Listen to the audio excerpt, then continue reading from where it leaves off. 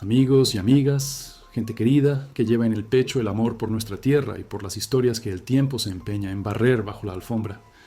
Sean bienvenidos a nuestro rincón, donde el suelo agrietado habla, el viento susurra secretos antiguos y cada arruga en el rostro de un hombre de campo es un mapa de luchas y esperanzas.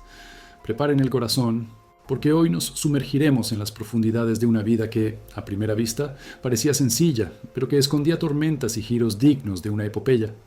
Es el tipo de historia que nos recuerda la fuerza inquebrantable de nuestra gente, la injusticia que a veces nos asola y la luz inesperada que puede surgir incluso en las horas más oscuras. Si te identificas con la resiliencia de nuestra gente, con la belleza de una vida guiada por los ritmos de la naturaleza y con los dramas que moldean el alma, deja tu like, suscríbete al canal y activa la campanita para no perderte un segundo de este viaje. Así es como ayudamos a mantener viva la memoria y a dar voz a quienes tanto tienen que contarnos. El sol rajaba el lomo del mundo en el interior de Castilla, en plenos años 50. No era un calor que se contentara con calentar. Era un horno, un martillo invisible que golpeaba sin piedad la cabeza de quien osara exponerse demasiado tiempo. El aire, pesado y seco, olía a tierra removida, a pasto quemado y a polvo que se elevaba en espirales finas, danzando un ballet hipnotizante en el horizonte tembloroso. Era un mundo de colores fuertes y contrastes brutales, el azul intenso del cielo, el ocre rojizo del suelo y el verde terco de una vegetación que resistía valientemente. En aquel escenario que parecía esculpido por la paciencia infinita del tiempo, vivía Juan Jubileo de la Vega, un hombre cuyo nombre desentonaba con la vida seria que llevaba. Jubileo era un apodo de infancia, un eco de una alegría que parecía haberse perdido en alguna encrucijada del pasado. Con sus 40 y tantos años, Jubileo era la propia personificación de aquella tierra seca.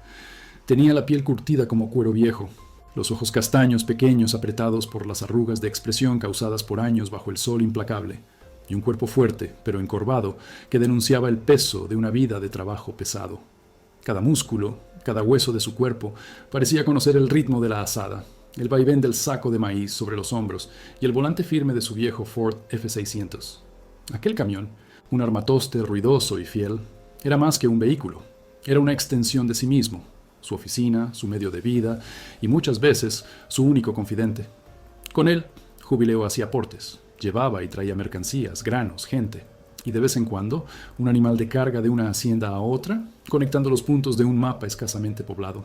La hacienda de Jubileo era pequeña, pero era suya, pocas hectáreas de tierra dura, donde plantaba lo que daba, criaba unas gallinas y unos cerdos para el sustento y, con suerte, para vender un excedente en la ciudad más cercana. La casa de adobe, con tejado de tejas de barro y suelo de tierra apisonada, era sencilla, pero albergaba las memorias de sus padres, que allí vivieron y murieron, dejándole el legado de la tierra y el valor del sudor. Jubileo era un hombre de pocas palabras, y el silencio era su idioma más fluido. Él conversaba con el viento, con la tierra, con las estrellas que de noche brillaban con una intensidad que las luces de la ciudad nunca podrían alcanzar. Su soledad no era impuesta, era elegida. Después de una desilusión amorosa en la juventud, decidió que su destino era cuidar la tierra y su camión, lejos de las complicaciones del corazón. Aquella mañana en particular, el calor ya era una promesa de infierno antes incluso de que el gallo cantara por segunda vez. Jubileo despertó con el olor a café hecho con leña, que su vecina, doña Elsa, una mujer mayor y de bondad infinita, le traía todos los días dejándoselo en la galería. Un gesto sencillo que rompía el aislamiento de su rutina. Se vistió con su camisa de algodón raída, se calzó las botas ya gastadas y salió a la faena. Había una pequeña plantación de frijoles que cuidar y la cerca del pasto que necesitaba una reparación urgente. Mientras trabajaba, el pensamiento de que su vida, aunque dura, era suya, le daba una fuerza silenciosa. Él era el señor de su pedazo, el rey de su monte. Esa era la verdad que lo sostenía. Pero la verdad, como el río que cambia de curso, a veces se desvía. Desde hacía meses, el nombre del coronel Evaristo Rivera de Mendoza venía circulando con cada vez más frecuencia por las bocas pequeñas de la región. El coronel era un hombre de poder y tierras, que venía expandiendo sus dominios con una voracidad que asustaba. Sus hombres, figuras brutas y de mirada fría, eran vistos con frecuencia en los alrededores, midiendo tierras, haciendo preguntas, y sus conversaciones en los pocos almacenes de la región tenían un tono de amenaza velada. El coronel quiere expandirse, Jubileo. Quiere formar un latifundio solo para él, dicen. Compró la hacienda de los Leoncio, luego la de los Suárez, y la tuya, ya sabes, queda justo en medio del camino. le dijo cierta vez el viejo Toño del bar, con la voz baja y los ojos llenos de aprensión. Jubileo, al principio, lo ignoró. Su tierra era pequeña, sin grandes riquezas minerales, sin agua en abundancia. No veía por qué el coronel se interesaría por su pedazo de tierra. Y, lo más importante, su escritura estaba en orden, pasada de padre a hijo, datada de los años 20. Una prueba de propiedad irrefutable. O eso pensaba él, pero la aprensión de Toño no era infundada. Días después, vio un jeep con el escudo del coronel pasando despacio por el camino de tierra que bordeaba su propiedad. Dentro, 2 hombres con sombrero de cuero miraban con insistencia sus tierras, su casa. Un escalofrío, frío y amargo, le recorrió la espalda. Él, un hombre que vivía de acuerdo con la ley de la tierra y el respeto, sintió una amenaza que no sabía nombrar. La gota que colmó el vaso, o mejor dicho, el torrente que desbarató su paz, llegó una mañana de miércoles. Jubileo acababa de regresar de un largo viaje, llevando sacos de arroz a una ciudad distante. El camión, sucio de polvo y con el motor aún caliente, estaba estacionado frente a la casa. Él se desperezaba, sintiendo el peso del cansancio y la alegría de estar de vuelta en su hogar, cuando vio acercarse un coche elegante, reluciente. No era el jeep rústico del coronel, sino un Chevrolet Impala, negro e imponente, que parecía fuera de lugar en aquel paisaje agreste. De dentro, bajaron 2 hombres con corbata, con aires de ciudad grande, y un tercero, un matón de apariencia truculenta, que se quedó apoyado en la puerta del coche, observando con desdén. «Buenos días, señor Juan de la Vega», dijo uno de los de corbata, con una sonrisa forzada que no alcanzaba los ojos. Llevaba una cartera de cuero en las manos. «Hemos venido por orden del coronel Evaristo». Jubileo sintió un nudo en el estómago. «¿Qué quieren?», preguntó, con voz grave, ya previendo lo peor. «Hemos venido a notificarle oficialmente», continuó el hombre, abriendo la cartera y sacando un fajo de papeles timbrados.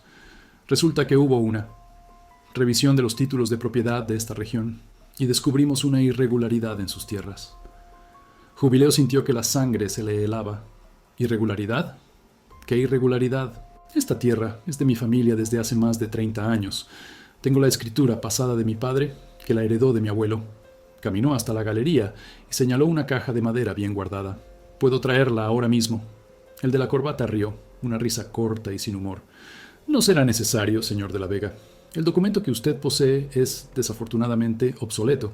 Hay un nuevo levantamiento topográfico y, asómbrese, un antiguo contrato de compraventa firmado por su abuelo que, por algún motivo, no fue debidamente registrado en la notaría en su momento, y que da la posesión de una parcela significativa de esta propiedad al señor Evaristo Rivera de Mendoza».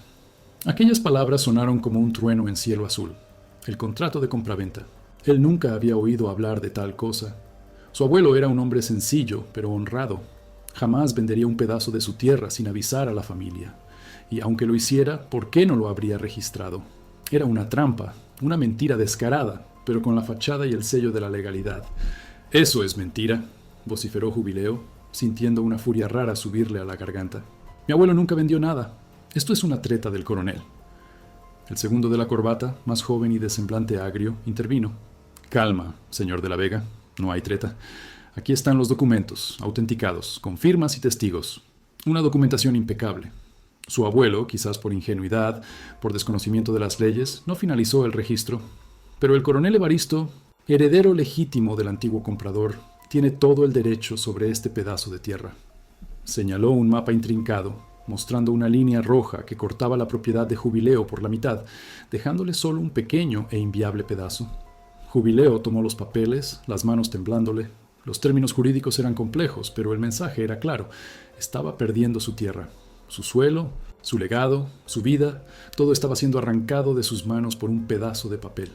Intentó argumentar, hablar de su vida allí, del trabajo que había invertido, pero los de la corbata solo movieron la cabeza, repitiendo la misma letanía sobre legalidad y derechos. El coronel, en su generosidad y para evitar mayores inconvenientes, está dispuesto a comprar el resto de su propiedad por un precio simbólico, dijo el primer de la corbata, con un aire de quien hacía un gran favor. O usted se retira en 30 días y asume los costos del proceso y desalojo, que serán considerables. La garganta de Jubileo se secó. Sentía el sabor amargo de la impotencia, de la rabia que le quemaba por dentro, pero no encontraba salida. Aquellos hombres tenían la ley, los documentos y el poder del coronel Evaristo detrás de ellos. Un hombre sencillo como él no tenía cómo luchar contra una máquina de ese tamaño. La vida entera, él construyó su existencia en torno a aquella tierra, a aquel pedazo de suelo que alimentaba su cuerpo y su alma. Ahora todo estaba arruinándose, desmoronándose ante sus ojos. Miró su casa, el camión, el horizonte que antes le traía paz y ahora parecía un muro infranqueable. Los de la corbata, satisfechos con el impacto de sus palabras, dejaron los documentos encima de una mesa vieja en la galería y subieron de nuevo al Impala. El matón lanzó una última mirada amenazadora a Jubileo antes de subir al coche. El vehículo negro levantó una nube de polvo y partió, dejando a Jubileo solo, en medio del silencio ensordecedor de su ruina. Caminó hasta la galería, tomó los papeles. Sus ojos escudriñaban las palabras, pero su mente estaba en un torbellino. La injusticia era tan palpable como el calor que lo envolvía, pero tan inalcanzable como el cielo. Fue allí, sentado en la galería, bajo el sol implacable que ahora parecía burlarse de su desgracia, que se sintió pequeño, insignificante, un grano de arena en la vastedad de aquel mundo indiferente. La tierra, su única certeza, estaba siendo robada. Su futuro, borrado. ¿Qué hacer? ¿A dónde ir? Un hombre como él, con sus raíces clavadas en aquel suelo, no sabía vivir de otra forma, en otro lugar. La fuerza que antes lo impulsaba ahora parecía abandonarlo. El sabor de la derrota era amargo en su boca, un veneno que se esparcía por las venas. Jubileo pasó el resto del día en un sopor, la sombra de la desesperación cerniéndose sobre él. ¿Desde qué ciudad nos acompañas, amigo, amiga? ¿Alguna vez has sentido esa impotencia ante una fuerza mayor, ante una injusticia que parece no tener remedio? Esa sensación de que el mundo se cierra en torno a ti y no hay a dónde correr. Al atardecer, cuando el sol teñía el cielo de naranja y púrpura pintando un cuadro de una belleza cruel, Jubileo decidió que necesitaba pensar. Tomó las llaves de su F-600, su refugio, su confidente de tantos caminos. El motor arrancó a la primera, un ronquido familiar que era como un abrazo. Condujo sin rumbo por el camino de tierra. El silencio de la cabina lleno solo por el ruido del motor y por sus pensamientos sombríos. El polvo que se levantaba detrás del camión parecía llevar consigo sus sueños, sus esperanzas, el polvo de una vida que estaba deshaciéndose. Detuvo el camión en un claro aislado, bajó y se apoyó en la carrocería, mirando el horizonte. El sol ya se había puesto, dejando solo un vestigio de luz. El silencio era tan denso que parecía aplastar sus oídos. La soledad que antes había elegido ahora era una prisión. Estaba roto, herido y sin saber cómo seguir adelante. La hacienda, el camión, su identidad, todo parecía condenado. No tenía a dónde correr, ni a quién recurrir. La luz del día se desvanecía, y con ella parecía irse también cualquier vestigio de esperanza. Fue entonces, en medio del polvo y la desesperanza que parecían engullir su existencia, en el umbral de la noche que traía consigo un vacío aún mayor, que una pequeña silueta surgió a la vera del camino. Un punto distante que, sin que él lo supiera, traería no solo un misterio mudo, sino quizás la última y más improbable oportunidad de redención.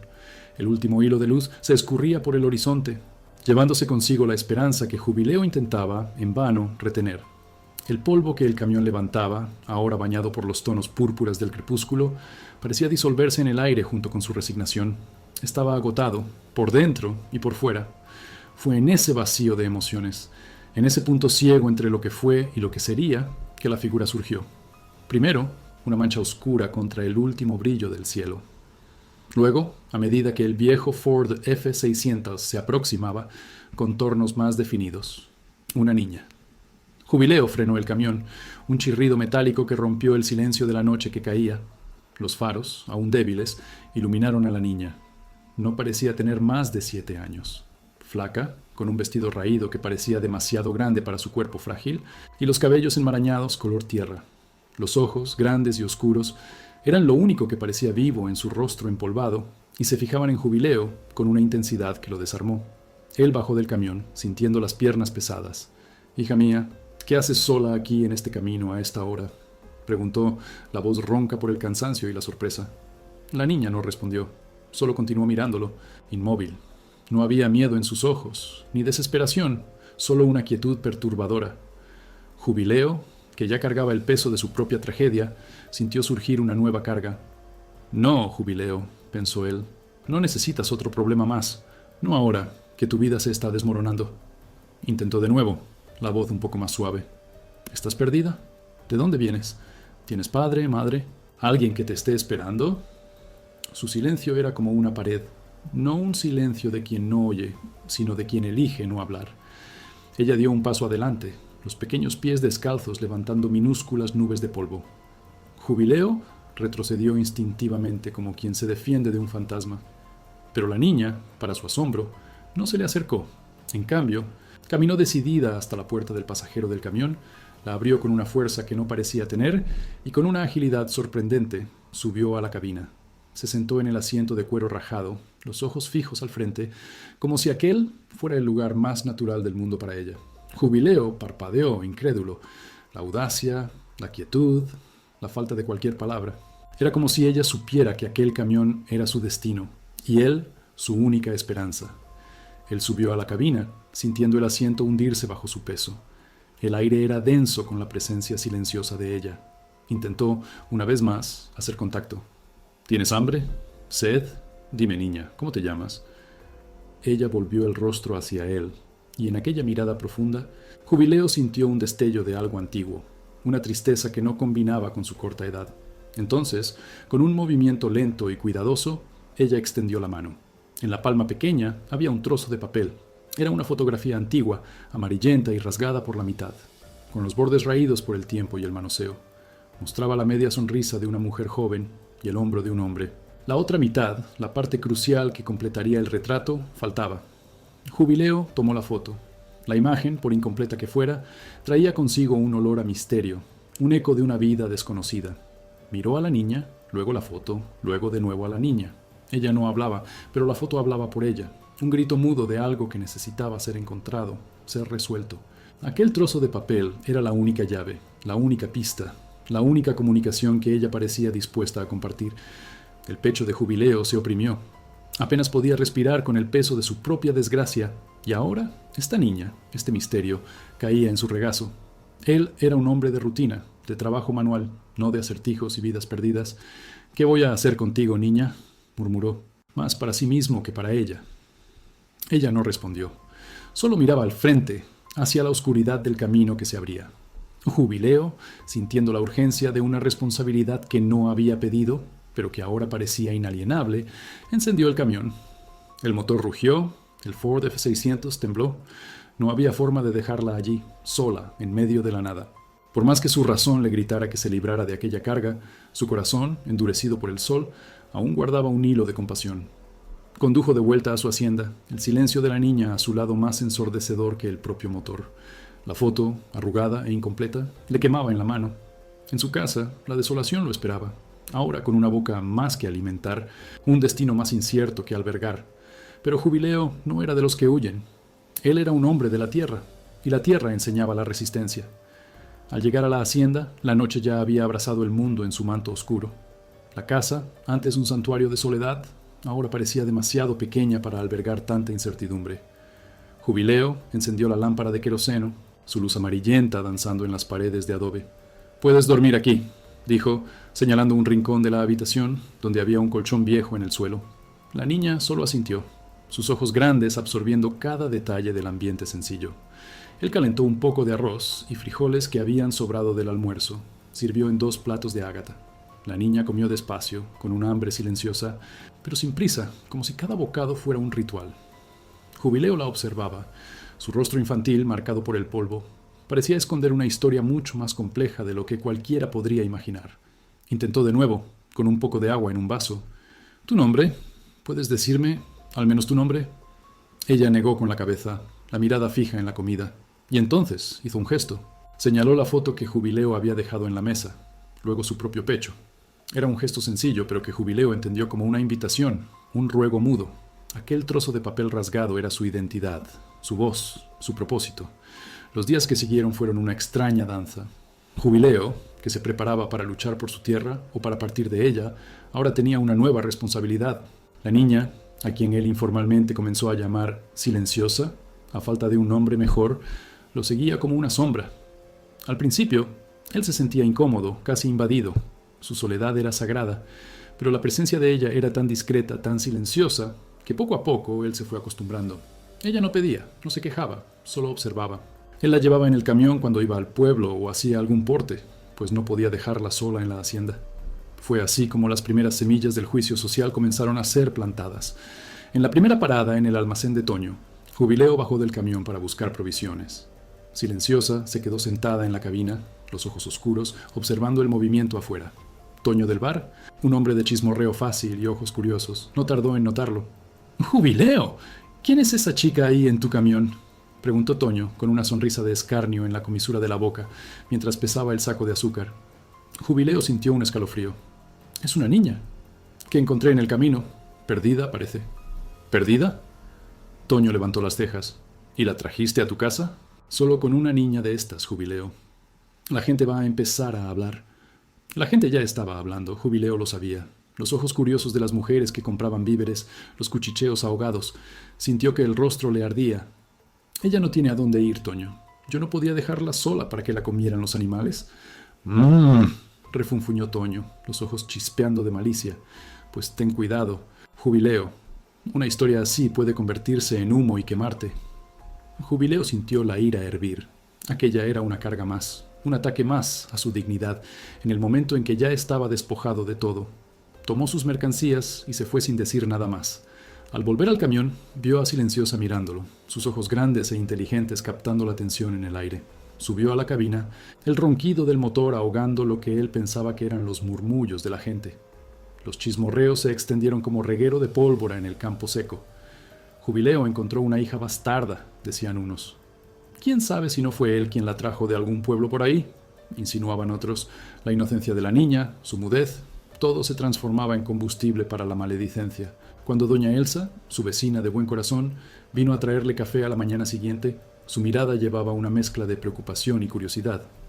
«Juan, hijo mío, ¿quién es esta niña?», preguntó Elsa, la voz baja, casi un susurro.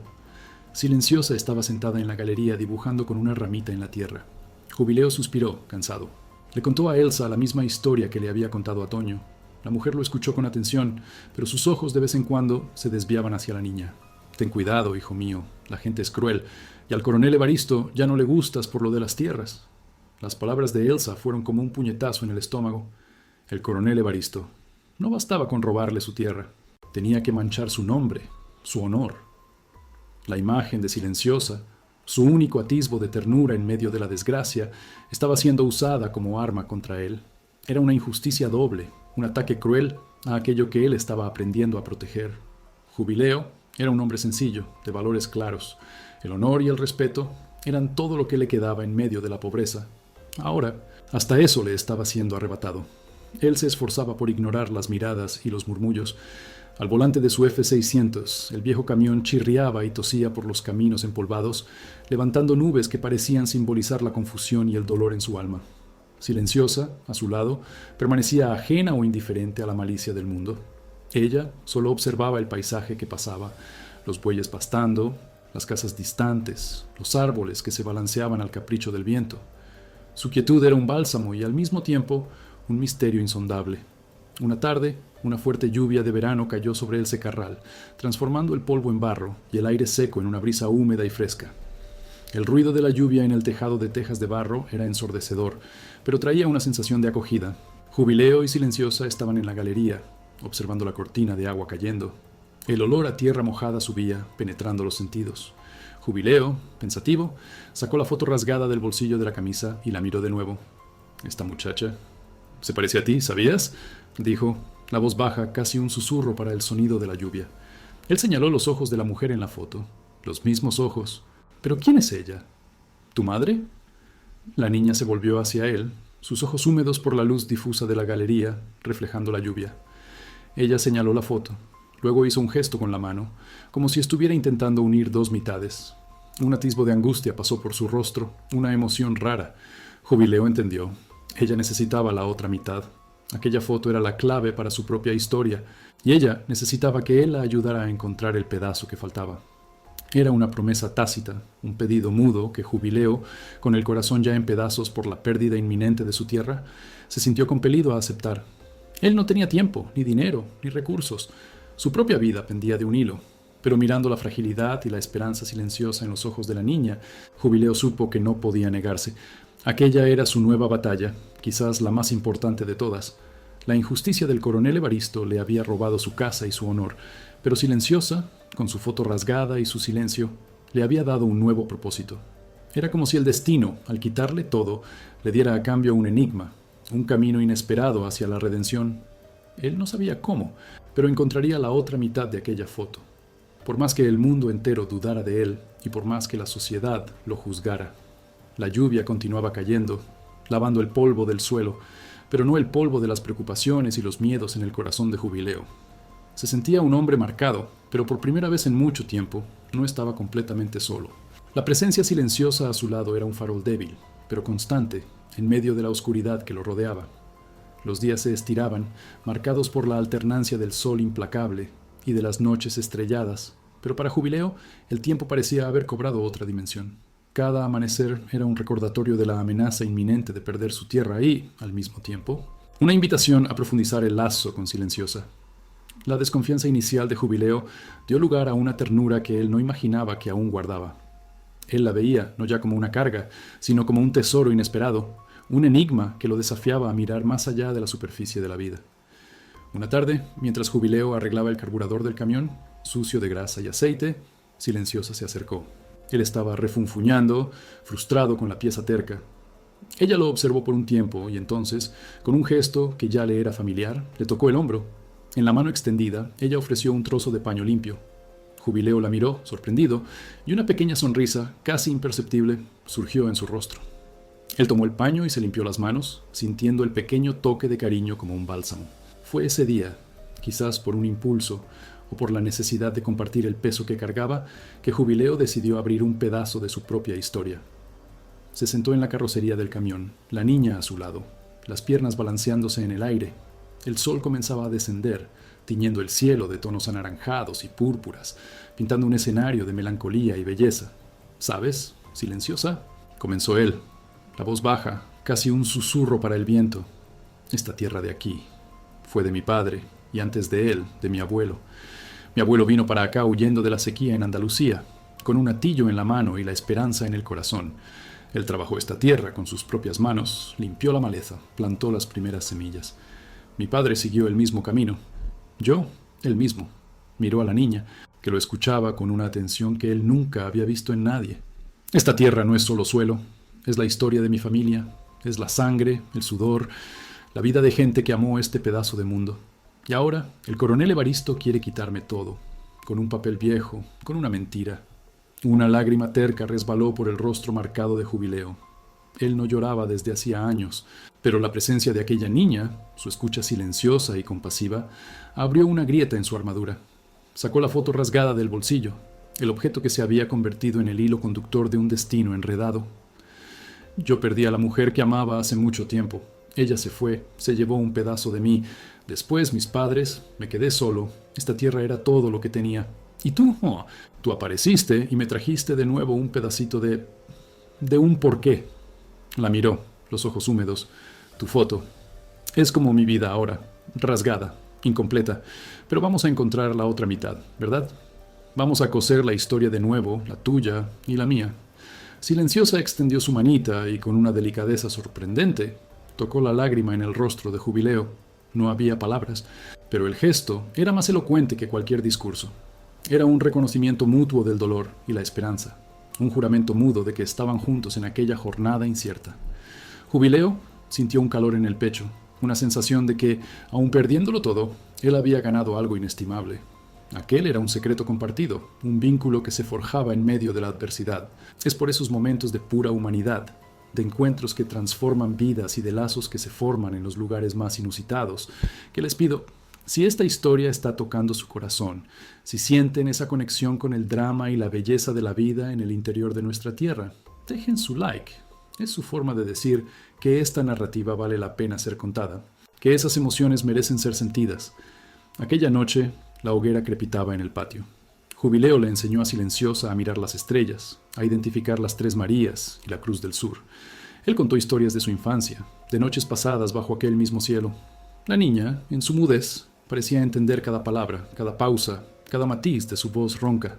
¿Podrías vivir en esa época, amigo, amiga?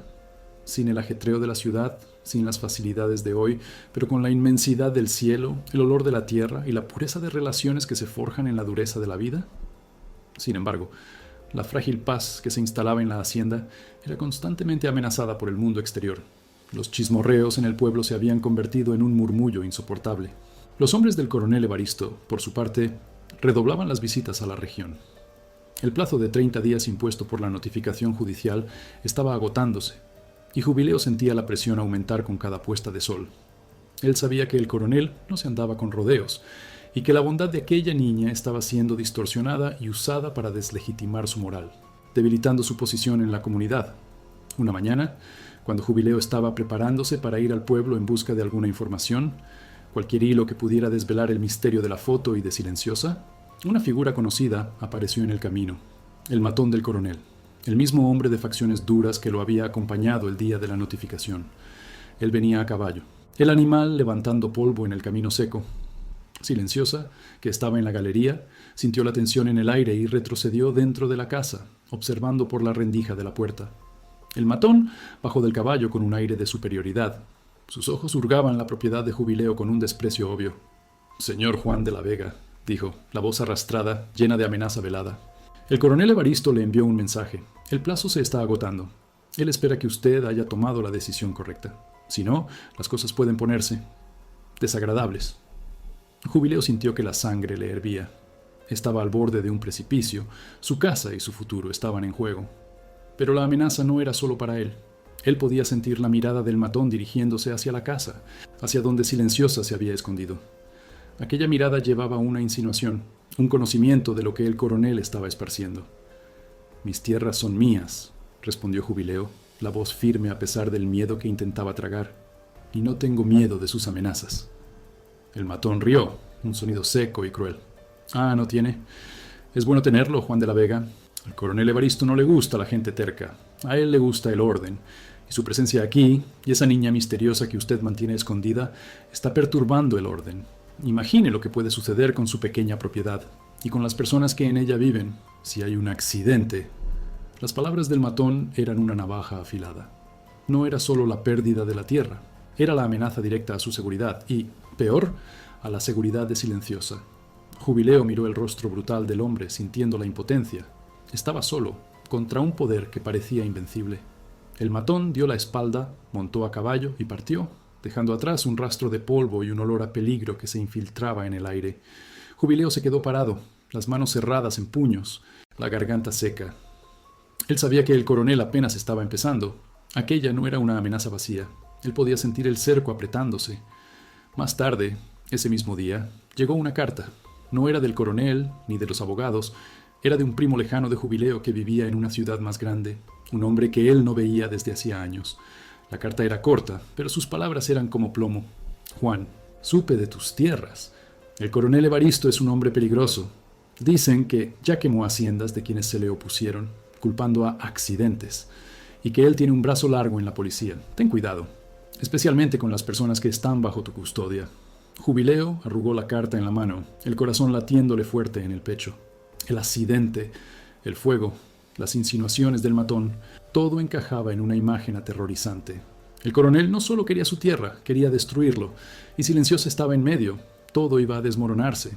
El suelo bajo sus pies parecía ceder, la casa, el camión, la vida que él intentaba reconstruir, todo estaba a punto de ser consumido por las llamas de la codicia y la maldad. El momento precrisis había llegado, y Jubileo, con la niña muda a su lado, no tenía idea de cómo enfrentar la tormenta que se acercaba. El olor a humo, leve al principio, invadió el aire de la noche, mezclándose con el perfume de la tierra húmeda después de una llovizna pasajera. Jubileo estaba en la galería, la carta arrugada aún en su mano, los ojos fijos en la oscuridad. El silencio de la noche, que antes le traía paz, ahora era un presagio, cargado de una tensión casi palpable. Silenciosa, sentada en el quicio de la puerta, parecía sentir la misma inquietud, sus ojos grandes y oscuros reflejando las pocas estrellas que se empeñaban en brillar entre las nubes. Entonces, el humo se hizo más fuerte, más denso, y un brillo rojizo, pequeño al principio, surgió en el horizonte, más allá de la pequeña loma que bordeaba su propiedad. Jubileo sintió que la sangre se le helaba en las venas. No era hoguera de vecino, ni quema controlada. Aquel humo era de fuego, y el brillo de las llamas que danzaban. «Fuego», murmuró, el pavor apretándole la garganta. Recordó las palabras del matón, la carta del primo. Accidentes. Aquello no era un accidente. Era el coronel Evaristo cumpliendo su amenaza. Él corrió hacia el camión, el corazón latiéndole desbocado. «Silenciosa, quédate aquí. No salgas por nada», ordenó, la voz áspera por la urgencia. Pero la niña, percibiendo el pánico en su tono, ya se había acurrucado en el asiento del pasajero. Jubileo no tuvo tiempo de discutir. Encendió el motor del F-600, que rugió con una fuerza renovada, y aceleró por el camino de tierra en dirección al foco del incendio. A cada metro, el brillo se intensificaba. Las llamas crecían, lamiendo el cielo nocturno. El olor a pasto quemado y madera ardiente invadía la cabina. Cuando Jubileo alcanzó el límite de su propiedad, la visión era de un infierno. Uno de sus pequeños pastos, donde solía soltar las pocas cabezas de ganado que criaba, estaba en llamas. El fuego, alimentado por la vegetación seca y el viento traicionero, avanzaba con velocidad asombrosa, devorando todo a su paso. Allí, en medio del claro que aún no había sido engullido por las llamas, Jubileo vio siluetas. Los hombres del coronel Evaristo. 3 de ellos, figuras brutas, iluminadas por las llamas, observando la destrucción con una sonrisa sádica. Al frente de ellos estaba el matón. Jubileo detuvo el camión bruscamente. El polvo se levantó en una nube, mezclándose con el humo. «¿Qué han hecho, desgraciados?», gritó, la voz embargada por la rabia y la desesperación. «Están quemando mi tierra». El matón dio un paso adelante, una sonrisa cruel en los labios. «¿Su tierra? Qué gracioso, Juan de la Vega. El coronel Evaristo ya es el legítimo propietario de casi todo por aquí. Y este pequeño incendio. Bueno, cosas que pasan en el secarral, ¿no es así? Accidentes». Se encogió de hombros, las llamas reflejándose en sus ojos. «Dicen que un petardo de fiesta voló demasiado lejos. O quizás alguien con rabia de una niña muda que no debería estar cerca». La mención silenciosa fue la gota que colmó el vaso. Jubileo sintió una furia salvaje, un instinto primordial de protección, apoderarse de su cuerpo. Saltó del camión sin pensar en las consecuencias. «Dejen a la niña fuera de esto, cobardes. No van a tocarle un dedo». «¿No vamos?». El matón rió y los otros 2 hombres avanzaron, cerrando el círculo. «Creemos que sí. Al coronel no le gusta la gente que se le opone. Y no le gustan los estorbos, ni los niños que pueden traer problemas». Jubileo, a pesar de la edad y el cansancio, era un hombre fuerte, acostumbrado al trabajo manual. Se lanzó al enfrentamiento, la rabia dándole una fuerza extra. Puñetazos, patadas, el ruido de carne contra carne. Él luchaba como un animal acorralado, sus ojos fijos en la amenaza que se extendía en su tierra y en los hombres que representaban la personificación de la injusticia. Pero eran 3 contra 1. Los golpes vinieron de todos lados. Un puñetazo en el estómago lo dobló. Una patada en las costillas lo tiró al suelo. Intentó levantarse, pero fue inmovilizado, sus brazos torcidos hacia atrás. El matón se arrodilló frente a él, el rostro iluminado por las llamas. «Esto es solo un aviso, Juan de la Vega. El coronel manda decir que si usted no firma la venta del resto de su propiedad y no desaparece con esta niña, cosas mucho peores pueden suceder. Su casa puede incendiarse, su camión puede sufrir un accidente también. Y la niña... Bueno, los niños perdidos pueden desaparecer sin dejar rastro en este mundo». Jubileo escupió al suelo, el sabor a sangre en la boca. «Nunca. Esta tierra es mía, y ustedes no van a tocarla, ni a la niña». El matón soltó una risa fría. «Ya veremos. Mañana temprano, un representante del coronel estará en su casa con el contrato final de venta. Firme, o prepárese para las consecuencias, y llévese a la niña bien lejos. O entonces...». Y dejó la amenaza suspendida en el aire. Los hombres se levantaron, dejando a Jubileo tirado en la tierra, las costillas doliéndole, el cuerpo adolorido, pero el alma en llamas. Rieron y se alejaron, desapareciendo en la oscuridad, mientras el fuego continuaba consumiendo el pasto de Jubileo, una pira que quemaba no solo su propiedad, sino también su esperanza. Jubileo logró arrastrarse hasta el camión. Silenciosa, que había presenciado todo desde el asiento del pasajero, parecía una estatua. Sus ojos, sin embargo, estaban llenos de lágrimas silenciosas, el rostro pálido y asustado. Ella extendió la mano y tocó el rostro herido de Jubileo.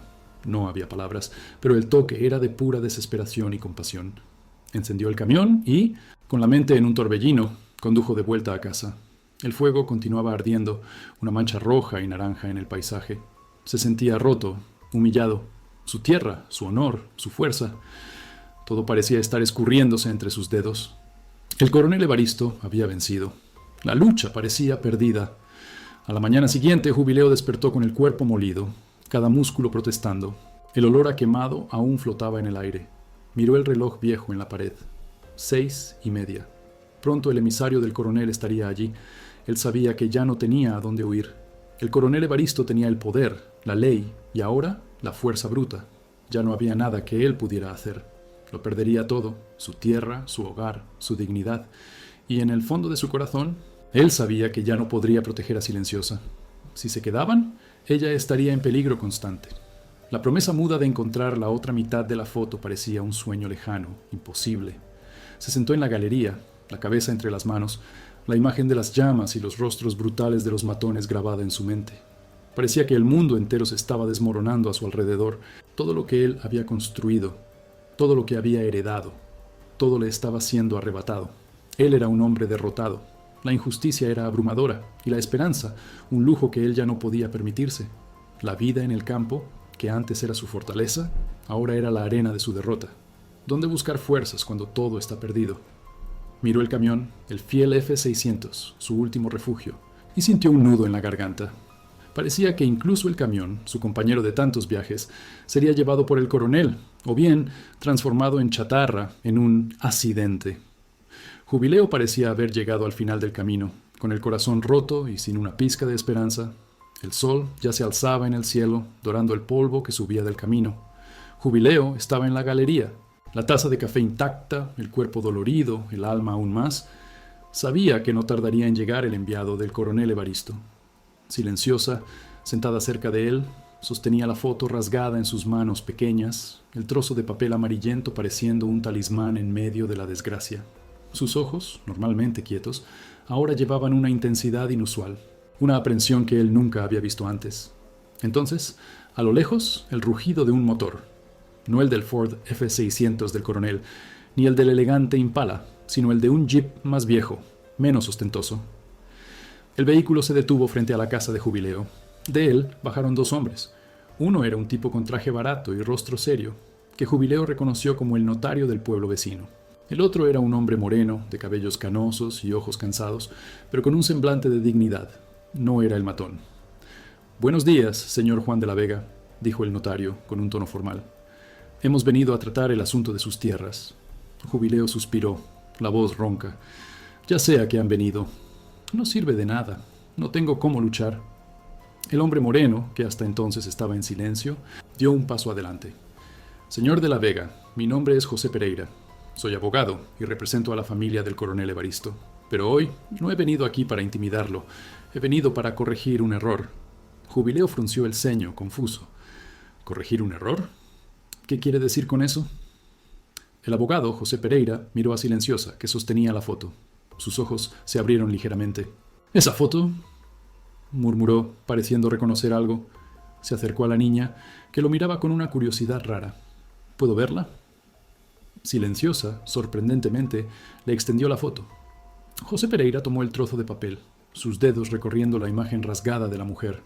De repente, su rostro palideció. Él sacó la cartera del bolsillo y de ella retiró un trozo de foto, tan amarillento y rasgado como el de la niña. «No puede ser», susurró, la voz embargada. Él tomó el trozo de Silenciosa y con las manos temblorosas unió las dos mitades. La imagen se completó. Era una mujer sonriendo, joven y llena de vida, junto a un hombre fuerte, con un bigote espeso. Pero lo que chocó a Jubileo no fue la imagen en sí, sino lo que el abogado dijo a continuación, sus ojos fijos en la foto. «Esta es mi hermana María, y este es mi hermano Toño, o lo que era de él. Fueron asesinados hace 8 años por un incendio criminal en su hacienda cerca de aquí. Y mi sobrina Sofía desapareció el mismo día. Pensamos que ella también había muerto». La revelación del secreto explotó en el aire como un trueno. El misterio que la niña cargaba en su silencio, la historia detrás de la foto rasgada, todo encajaba de una forma dolorosa y sorprendente. «Sofía». Jubileo susurró el nombre y la niña, por primera vez, reaccionó a una palabra dicha a ella. Ella volvió el rostro hacia el abogado. Sus ojos se llenaron de lágrimas e hizo un pequeño ruido, un sonido de llanto ahogado que se transformó en la primera palabra que Jubileo la oyó decir. «Papá, mamá». El abogado José Pereira se arrodilló, los ojos húmedos. «Sofía, Dios mío, ¿estás viva? Soy tu tío, Sofía, el hermano de tu madre». Jubileo estaba atónito. Aquel hombre, a quien él no conocía, era el tío de Silenciosa. Y la historia de la niña era mucho más trágica de lo que él podía imaginar. Incendio criminal, asesinato. Miró al notario, que parecía incómodo. José Pereira, ahora con la voz firme, se volvió hacia el notario. Doctor, este hombre, Juan de la Vega, fue acusado falsamente por el coronel Evaristo. Mi hermana y mi cuñado fueron víctimas de la codicia del coronel. Él los mató, quemó la hacienda e intentó robar sus tierras también. Ellos eran pequeños propietarios, al igual que el señor Juan. Yo tengo pruebas, y esta niña, Sofía, es la prueba viviente de su crimen. El notario, visiblemente nervioso, intentó intervenir. Señor Pereira, cálmese. Esto es muy serio. ¿Serio? José Pereira prácticamente gritó, la rabia finalmente explotando. Mi familia fue exterminada por este monstruo. Y ahora él intenta hacer lo mismo con este hombre honesto. El coronel Evaristo usó el mismo esquema con la tierra de mis hermanos. Un contrato de venta falso, una supuesta irregularidad. Pero yo, como abogado de la familia, conseguí la copia del contrato original de posesión de mis hermanos. Y lo más importante, este hombre aquí, señaló a Jubileo, nunca estuvo involucrado. Él es una víctima. Y entonces, el enfrentamiento final. No con el coronel en persona, sino con la verdad que él intentaba enterrar. José Pereira sacó más documentos de la cartera. El coronel Evaristo no sabía que yo estaba investigando desde hacía años. No sabía que había encontrado a un testigo clave, un ex matón suyo que, en su lecho de muerte, confesó que el coronel mandó quemar la hacienda de mis hermanos y que él mismo falsificó los papeles para robar las tierras. Ese mismo matón testificó que el coronel planeaba hacer lo mismo con la propiedad del señor Juan, y el fuego de anoche es la prueba. Jubileo sintió un escalofrío.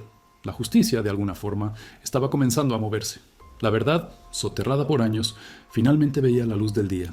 El abogado continuó, la voz emocionada. Yo tengo una orden de arresto contra el coronel Evaristo por falsedad ideológica, invasión de propiedad y con el testigo y Sofía por asesinato y tentativa de asesinato y por extorsión contra el señor Juan. La justicia divina y humana será hecha. Jubileo miró a Sofía, quien ahora, con la voz embargada, llamaba a su tío, un hilo de esperanza finalmente surgiendo en sus ojos. La crisis había pasado. La tormenta se estaba disipando. La verdad había sido gritada, arrancada de las profundidades de la maldad del coronel.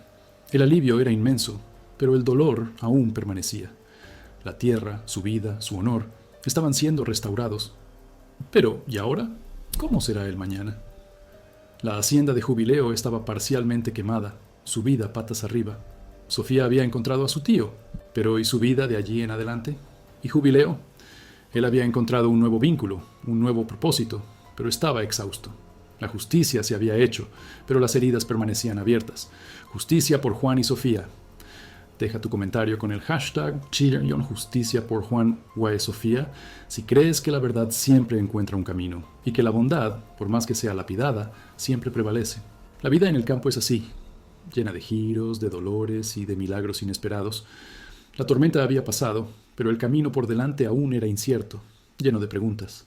Pero por primera vez en mucho tiempo, Jubileo no estaba solo. Tenía a Sofía, la niña que le había traído un misterio, y con él, la redención. El murmullo en la pequeña sala del juzgado era intenso.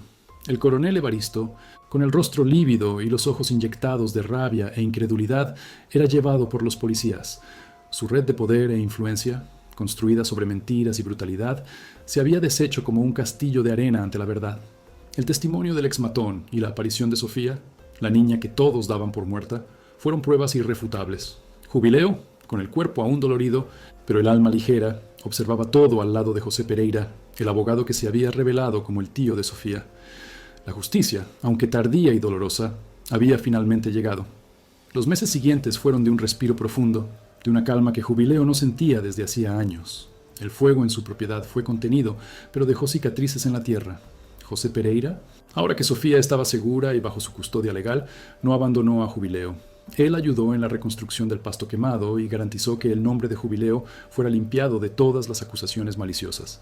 La noticia de la prisión del coronel Evaristo y del descubrimiento de Sofía se extendió como el viento por el campo, y los murmullos maliciosos dieron paso a miradas de admiración y respeto.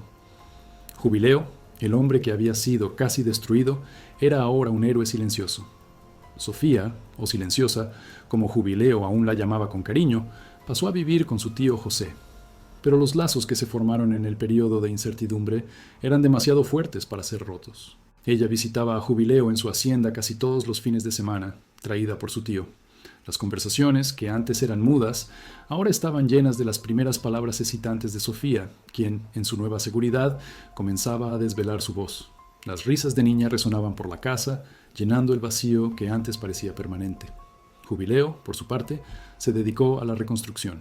Con la ayuda de los vecinos, que ahora lo veían con otros ojos, el pasto quemado fue limpiado y nuevas semillas fueron plantadas. Era un acto de fe, un simbolismo de renovación. La tierra, que antes era una fuente de dolor y amenaza, volvía a ser un pedazo de esperanza. Él no solo reconstruyó lo que se perdió, sino que amplió sus plantaciones diversificando lo que plantaba. El Ford F-600 continuó siendo su fiel compañero, llevando y trayendo historias por los caminos empolvados, pero ahora con un propósito renovado. Un año pasó y la hacienda de Jubileo florecía de nuevo. La cosecha de maíz fue abundante, las calabazas crecían grandes y los frijoles prometían abundancia.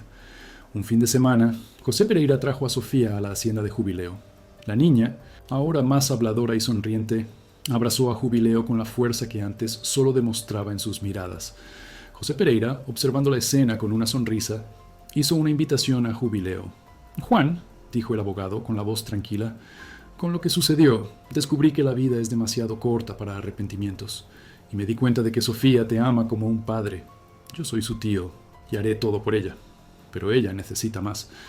Me gustaría ofrecerte la oportunidad de convertirte en mi socio en un nuevo negocio de transportes que estoy abriendo en la capital. Es una oportunidad de expandirse, de tener más seguridad, de construir algo más grande. Y, claro, de tener a Sofía siempre cerca». Jubileo miró a Sofía, la hacienda, el horizonte. La propuesta era tentadora, una oportunidad de un futuro que él jamás imaginó. Pero sus raíces estaban allí, en aquel suelo. Sin embargo, la invitación de José Pereira no era para abandonar su tierra, sino para hacerla prosperar de otras formas, para construir un puente entre el campo y la ciudad. La historia de Juan Jubileo, de la Vega y Sofía, la silenciosa, no termina con un matrimonio o un hijo biológico, sino con algo mucho más profundo: la reconstrucción de una familia de corazón, la renovación de la esperanza y la certeza de que la bondad, incluso en un mundo cruel, siempre encuentra un camino. Jubileo aceptó la propuesta de José Pereira, convirtiéndose en el brazo derecho del negocio en el interior, administrando la logística y la producción agrícola que abastecía el nuevo emprendimiento. Su hacienda, antes aislada, se convirtió en un centro vibrante, y Sofía, la niña que entró en su camión callada, encontró no uno, sino dos padres en su tío y en Jubileo, quienes se convirtieron en la familia que la vida había intentado robarle. El honor de Jubileo fue restaurado y su legado ya no sería solo de trabajo duro, sino de resiliencia, compasión y amor. Y así, amigos y amigas, la historia de Jubileo y Sofía nos muestra que, incluso cuando todo parece perdido, cuando la injusticia nos derriba y la vida parece desmoronarse, un nuevo amanecer es siempre posible. La fe en la humanidad, la esperanza en el bien y la fuerza para luchar por aquello en lo que creemos son la verdadera riqueza de nuestra gente. Si este viaje tocó tu corazón, si te inspiraste en la fuerza de Jubileo y en la dulzura de Sofía, no olvides dejar tu me gusta, suscribirte al canal para más historias como esta y compartir con aquellos que necesitan un mensaje de fe y esperanza. Que la luz de la verdad siempre ilumine sus caminos y que la fuerza del campo inspire a cada uno de ustedes a nunca rendirse. Un abrazo fuerte y hasta la próxima historia.